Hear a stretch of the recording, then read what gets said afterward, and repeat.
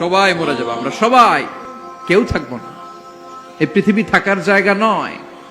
কিয়ামতের সময় আল্লাহ তাআলা মালাকুল মাউতকে বলবেন, সবার রূহ কবজ করে ফেলো, সবার, কেউ থাকবে না, সবার রূহ কবজ হয়ে যাবে।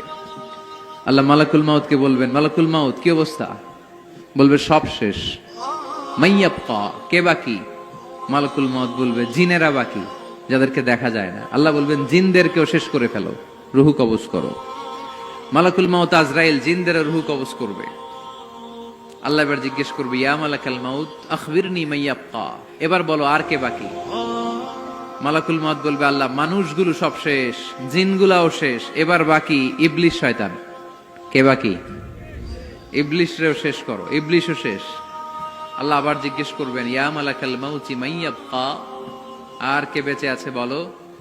মালাকুল মাউত বলবে, আল্লাহ আপনার কথা অনুযায়ী পৃথিবীর সব মানুষের রূহ কবজ করলাম, সব জিনদের রূহ কবজ করলাম, ইবলিসের রূহ কবজ করলাম, এখন আছে শুধু ফেরেশতারা। আছে কারা? যাও ফেরেশতাদের রূহ কবজ করো, ফেরেশতাদের রূহ কবজ হয়ে যাবে। এবার আল্লাহ জিজ্ঞেস করবেন, ইয়া মালাকাল মাউত আখবিরনি মাইয়াবকা। মালাকুল মাউত বলবে, আল্লাহ আপনার কথা মতো ধরে ধরে সব শেষ, ফেরেশতাও শেষ, 4 জন ছাড়া। কয়জন ছাড়া? জোরে বলেন, কয়জন ছাড়া?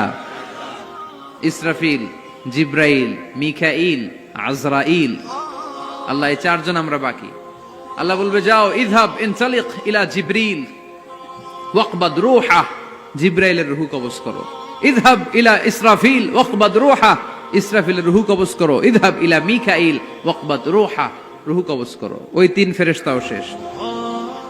এবার আল্লাহ তাআলা জিজ্ঞেস করবেন, ইয়া মালাকাল মাউত আখবিরনি মাইয়াবকা, হে মালাকুল মাউত আর কে বাকি আছে বলো।